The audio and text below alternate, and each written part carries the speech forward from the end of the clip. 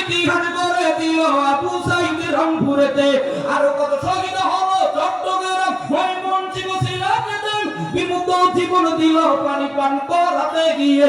এভাবে আর কত জীবন দিব মোরা, এভাবে আর কত জীবন দিব মোরা। তাই তো এবার শপথ এনে না নতুন করে বাংলা গড়া, তাই তো এবার শপথ এনে না নতুন করে বাংলা গড়া।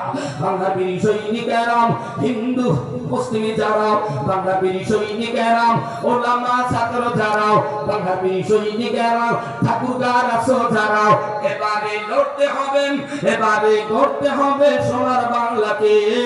তাই তো এবার শপথ এনে না নতুন করে বাংলা গড়া, তাই তো এবার শপথ এনে না নতুন করে বাংলা গড়া, তাই তো এবার শপথ এনে না নতুন করে বাংলা গড়া। কারা কারা শপথ নিবা, কারা কারা শপথ নিবা, আল্লাহু আকবারের আওয়াজ দাও না। হয় না হাত কাঁধে নিচে তারে মনে করবো ভারতের শপথ নিতে চাও, এবার তারা বাংলা সাজাইতে চাও, তারা আরেকটা ধরে আল্লাহু আকবার আওয়াজ দাও। মুসলমান আপনাদের না আল্লাহ বলে মালিক ইয়াউমিদ্দিন, একটু জবান খুলে বলো বিচার দিনের মালিক কে? হয় না আরো ধরে কাউকে।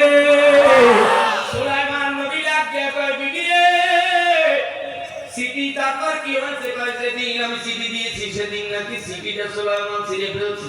কয় তারপর? কয় ছিঁড়ে যেদিন ফেলেছে সেদিন থেকে রব্বে কাবার কদমে সেজদা দিয়ে দিয়ে আমি কেঁদেছি। আল্লাহ এক ঘন্টার জন্য হলো বাদশা সুলাইমানকে আমার কাছে এনে দিও।